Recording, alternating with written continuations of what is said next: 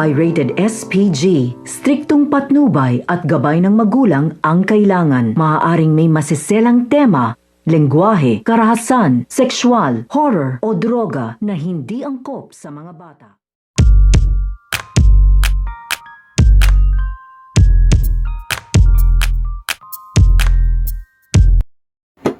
Ang lihim na relasyon nito nga ni David at ito nga si Carol. So ito nga si Carol at ito nga si David ay meron nga itong lihim na relasyon at patuloy nga itong nagkikita ng palihim. Dahil ito nga si David ay naisip nga na dito na patulan nga dito ito nga si Carol upang magamit nga niya ito laban dito nga kay Dr. Jill. Dahil ito nga si Dr. Jill at ito nga si Carol ay malapit nga ito sa isa't isa at naisip nga dito nito nga ni David na magagamit nga doon na dito ito nga doon si Carol upang malaman nga doon na dito kung ano-ano nga daw ang pinaplano nito nga doon ni Dr. Jill. At nagtagumpay naman dito ito nga si David na makuha at maakit nga na dito ito nga si Carol, kaya naman ay nauwi nga ito sa lihim na relasyon. At sa kanilang dalas ngang pagkikita ay dito na nga ikakagulat ito nga ni Carol na siya nga ay nagdadalang tao na, dahil hindi nga niya dito inaasahan na siya nga ay mabubuntis, dahil nung nagsasama pa nga sila nito nga ni Charlie ay hindi nga siya dito nabubuntis dahil meron nga daw problema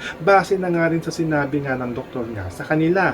Iyan ang ating mga pakakatutukan at pakakaabangan dito nga sa The Broken Married Vow.